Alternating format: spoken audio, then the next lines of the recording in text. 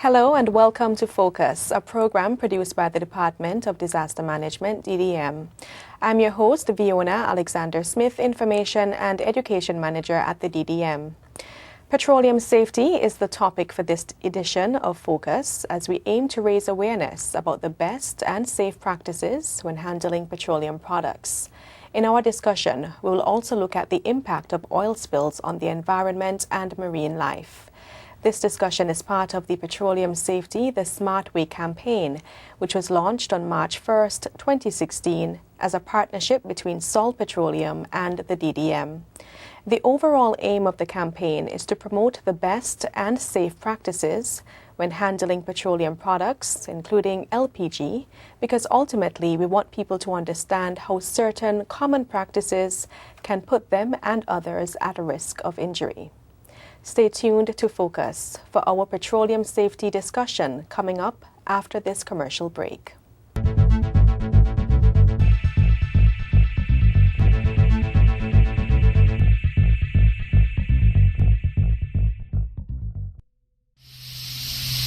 Gas stations are relatively safe but can become hazardous if incorrect practices are used. Follow these tips to stay safe. Do not get into and out of your vehicle while refueling. This can cause a static charge to develop on your body. This charge can ignite a fire when you reach for the nozzle. If you do exit the vehicle while refueling, on re-entry be sure to release any static electricity you would have developed. To do this, touch the metal on the outside of the vehicle away from the filling point before touching the nozzle. If you're filling a portable container, ensure that it is approved for transporting and storing gasoline. Always place the container on the ground or a flat surface. Never fill a portable container when it is in or on a vehicle. These tips were brought to you by the Department of Disaster Management and Salt Petroleum, promoting petroleum safety the smart way and keeping you safe at gas stations.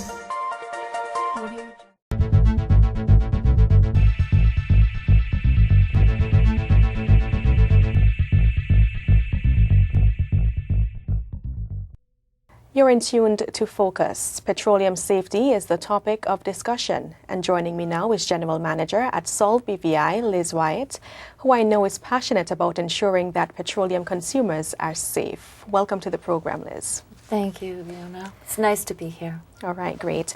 Now, first, let's start with you telling us why Salt Petroleum thought it was important to partner with the DDM to promote petroleum safety. I think fundamentally both the DDM and SOL have as the basis of their operations the health, safety and environment philosophy. And this means that we are always concerned with ensuring the health of our clients, our customers, ensuring that safety in everything that we do and how we affect the environment around us.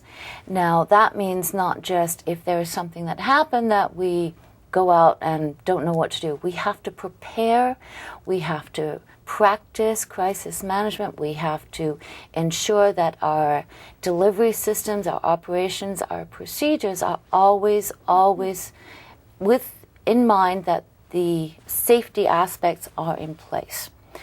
So fundamentally, I believe that the DDM as well has that same philosophy as they practice and have procedures in place to ensure that the Virgin Islanders are always safe. Right. And based on your observations, what are you mostly concerned about as it relates to petroleum safety and the handling of petroleum products? Well, I think what has happened is that people haven't paid enough attention to specific things, or they're not aware of the impact that a minor thing that they do can actually have large ramifications throughout the territory. Just as an example, recently, not naming who it was because nobody would know, but people put waste oil into the sewage system as a means of disposal. Now, it may not be a lot, but what it has is the downstream impact of damaging the environment, our mangroves, and of course the wildlife. Other things are people just not thinking, where they will drive off with a nozzle still in their car. So we need to start taking a step back and thinking about what we're doing when we're interacting with these dangerous chemicals. Certainly. Now, I'm sure you would agree that most people are aware that petroleum products are flammable, but in terms of getting them to understand why certain practices would create a fire, for example, cell phone use at the gas station, it isn't something that happens frequently, so some persons don't believe it can actually happen. So let's explain to listeners, how is that possible? How is it possible for cell phones to cause a fire at a gas station? Certainly. Well, there is something that's called static electricity. We all know what it is, but we don't really understand how it builds up or that it's actually there. Now, people themselves generate a lot of static electricity with the clothing that they wear. And that simple motion will actually generate static electricity. Inside cell phones, when they're on and they're being used, they have minute charges of static electricity. So what happens is that when that static electricity is discharged, what happens is that even a minor amount of static electricity can cause a spark. And when you're fueling your tank, there's always fumes coming from the nozzle, from other gas tanks, from your own gas tank. And a small discharge can actually ignite that vapor. So in that respect, although it happens very infrequently, we have actually seen one example in the US where a cell phone did actually cause a discharge and it went up in flames. We have to be aware that we should definitely turn our cell phones off because you never know, it could be disastrous. Right. Now, you're speaking about cell phones and static electricity. Is there anything else that can cause the development of static electricity? Your clothing. Let me give you an example. When we get in and out of our car, we actually are generating static electricity. Now, it's actually shown that 78% of women have caused all of the static electricity fires that have started, which is horrible to say. But here's what happens. When we have a buildup of static electricity, normally what we need to do is actually discharge that electricity. So whether it's touching the handle of your car or touching the actual pump will ground and get rid of the static electricity charge. But what people do, getting into the car to grab their wallet or getting back in to take care of their child, when they come out and they've been fueling, they touch the nozzle and discharge happens, and that causes the fire. Right. So we need to ground ourselves. Now, obviously in BVI, most of the service stations are full service, so we're not actually fueling ourselves. But it is something to keep in mind. Right, certainly. If a fire should start during the refueling process, what is the recommended response? Well, number one is never, ever pull out the nozzle from the gas tank. And that is a very, very common mistake. The second thing is call, yell, fire. And after that, if you see the big red button, it's an emergency stop, hit that if an attendant hasn't already hit that. Now, the reason for hitting that particular emergency shutoff, and it should always be well displayed on any service station, is it will shut off all of the fuel flow. And this will limit the amount of fuel that is available for the fire to spread. Next, walk away from the fire. Find out or call yourself 911 to make sure the fire department is on its way. Keep well away from the service station. You do not want to be a hero. Okay? Make sure others stay away and then wait for the fire brigade to come. Those are the best things to do. Now, there are always fire extinguishers on a service station. There should always be a minimum of 2. If you know how to use it and you feel comfortable using them, help. But normally we would recommend that you stay away from the service station and wait for the fire brigade. We've been talking about service stations. Now let's shift a bit to LPG. LPG cooking gas, it's something that's commonly used. It's used in virtually every household. What are your top 5 things that people should not do when it comes to the storage of LPG cylinders? Well, first of all, definitely never ever lie a cylinder on its side, because anything can happen to the valve. There could be leakage, so you certainly don't want to have it lying on its side. The second big thing, and it's more about taking care of your cylinder. Check it every so often for things like corrosion, rust. Make sure there's no leak at the tank, because that's where issues and problems can come in. You also don't want to have your cylinder anywhere near an electrical outlet. I have seen some cylinders that are right underneath an air conditioning unit, and that again is an electrical hazard, and it could create a spark, and the vapors are very volatile, so you want to keep it away from electrical installations. There are some individuals who may decide to transport their LPG cylinders on their own. What advice would you give to these people in terms of the proper transportation of LPG cylinders? Certainly. Well, number one, always transport them standing up. Always have them in the back of a vehicle, open-aired vehicle, so for instance on a flatbed truck. But when transporting them on a flatbed truck, make sure that they are secured. And the best means are by basically something like a seat belt type of an arrangement, not by bungee cords. They are flexible and they can dump over. If you are going to have these small cylinders in your vehicle, make sure that all the windows are open. It needs a lot of ventilation. Never ever lie them down on their sides inside your vehicle. Again, the valve could open and you could be overcome by the propane, butane. So it's very important to make sure you've always got ventilation and that they are secured. Final comments? Well, I think what we need, everybody needs to do, is just pay a little more attention to the safety signs, follow the instructions of service station attendants, and just follow the safety instructions, and we'll have a very safe Virgin Islands. Thank you so much, Liz White, General Manager of Sol BVI, for sharing this information with us. It was, of course, very enlightening, and I'm hoping that our listeners would, understand why it's important to be safe with petroleum products. Now, another issue which may arise during the transportation of petroleum products are oil spills, which we know can be extremely dangerous because the oil is flammable, but they can also have adverse effects on the environment. We'll speak about the environmental impact after this commercial break.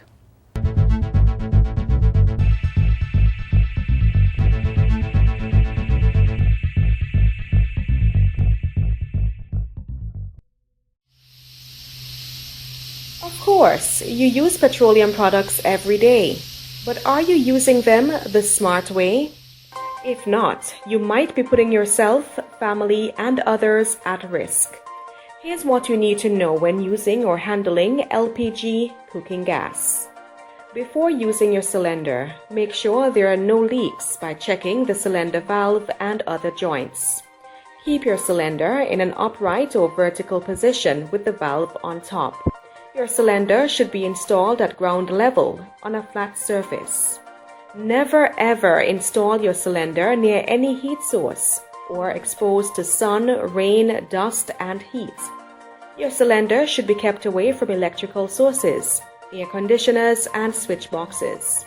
Now have a look at where and how your LPG cylinder is installed. Ensure that it is the smart way.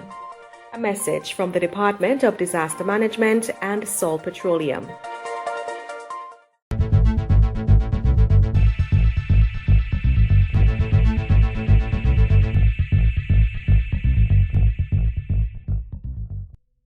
Welcome back to Focus. We're speaking about the need for persons to use safe practices when handling and transporting petroleum products. Joining the discussion now to weigh in on the environmental impact of oil spills is marine biologist within the Conservation and Fisheries Department, Argel Horton. Welcome to the program, Ms. Horton. Thank you. Thanks for having me. Now, the BVI has experienced a number of oil spills in recent years. In fact, in 2010, 2011, and 2013, There were 9, 2, and 4 spills, respectively, which of course cost the government thousands of dollars to clean up, but there's also an environmental cost when spills occur. Ms. Horton, let's start with you explaining how these spills can impact on the environment. Well, first of all, oil spills possess serious threats to our environment, especially to the marine environment. And when dealing with oil spills, we have to think about several factors, which includes the physical damage that oil spill causes. They cover our animals and our marine life, our trees. We have to think about the toxicity of that oil spill. When animals inhale it, their nervous system as well as their livers and other organs are being damaged because of that chemical reaction. Then we have to think about the ecological changes that's going to occur within the environment. A place that was pristine once an oil spill occurs, it's not going to be the same way that is again, especially if it's a tourism designated area. Nobody would want to go in that location anymore. And then we have to think about the habitats that are being impacted, especially the animal habitats. Now, you mentioned ecological changes, the impact on animals and so forth. You know, sometimes when persons don't see the effects right away, they tend to believe that certain practices do not have an effect. What are the short-term and long-term impacts of oil spills? Well, in regard to the short-term impacts, as soon as an oil spill occurs, either the animal will end up getting injured or they just quickly die because of the oil spill. In regarding to a long-term impact or the long-term effect, it's numerous factors which can include we're a tourist designated place and we are very dependent on our fisheries. So depending on the location, if it's out in the sea, then you don't really have to worry that much because fishes and dolphins and whales, they can easily swim away or dive deeper down into the water trying to escape. But if it occurred in a shallow location like our beaches or coastal areas, then they're the ones that are going to be greatly impacted. So we'll have a damage of our fisheries and most of our people, especially the fishermen, that will also impact them economically. Another long-term impact would be, as I said, the ecological changes. If it's a location that is a destination that tourists are accustomed going to, then that will have an impact on our tourism as well. They're not going to go to that location anymore. It's not as pristine as it used to be. So that's going to have a little dip into the economy. And another impact would be, especially if it's a area that has critical endangered species. So you're going to have that loss of that particular species, especially if it's a keystone species that's very important for that location. Right. So clearly oil spills not only have an impact on the environment, but there's a ripple effect, tourism and the economy. Yeah.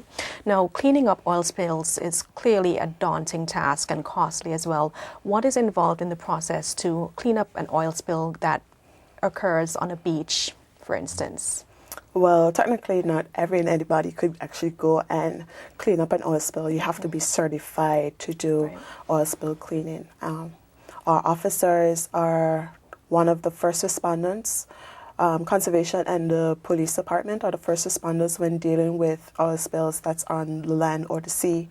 And what they do, they have on their protective gear. So they have like their coveralls, their masks, their gloves, their long boots in order to clean. Oil spills are mostly up on the surface of the water. So what we use is that if it's out in the sea, then we use like a boom in order to contain the oil spills because there's lots of factors, or especially if there's prevailing weather that can cause oil spills to spread even further. So we have to try and contain it as much as possible. And then we use absorbent pads. So the absorbent pads will absorb all the oils.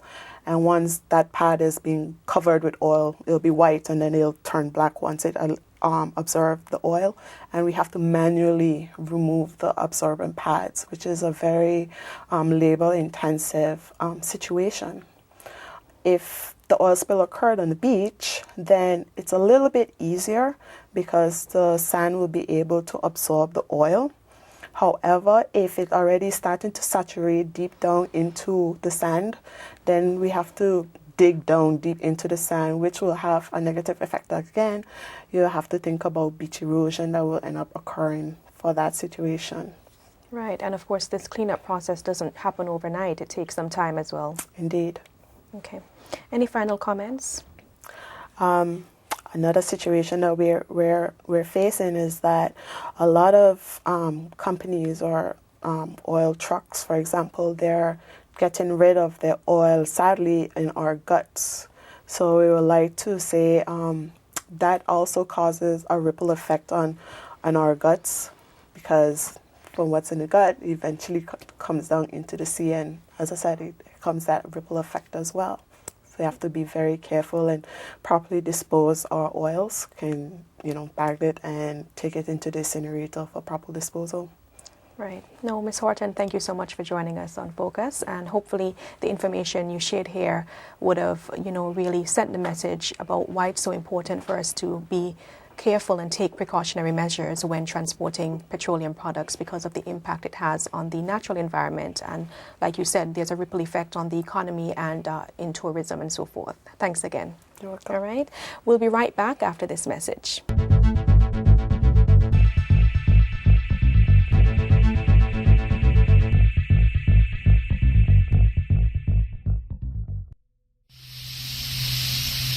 Gas stations are relatively safe but can become hazardous if incorrect practices are used.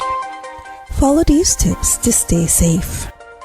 Turn off your vehicle while refueling and pay attention to what you're doing. Do not use cell phones, electronic devices, smoke, light matches, or use lighters while refueling.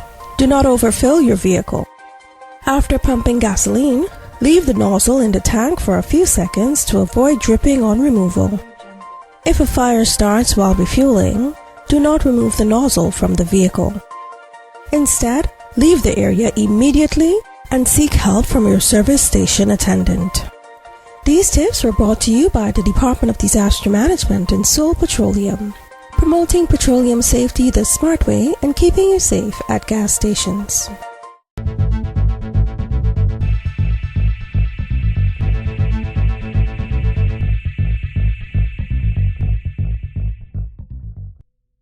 Thanks for tuning in to this edition of Focus. I am Fiona Alexander Smith, Information and Education Manager at the Department of Disaster Management. I hope you all understand the importance of being smart when handling petroleum products, as improper practices can negatively impact your safety and others, and can also destroy the natural environment. Join me next time for another edition on CBN Television and on 90.9 FM.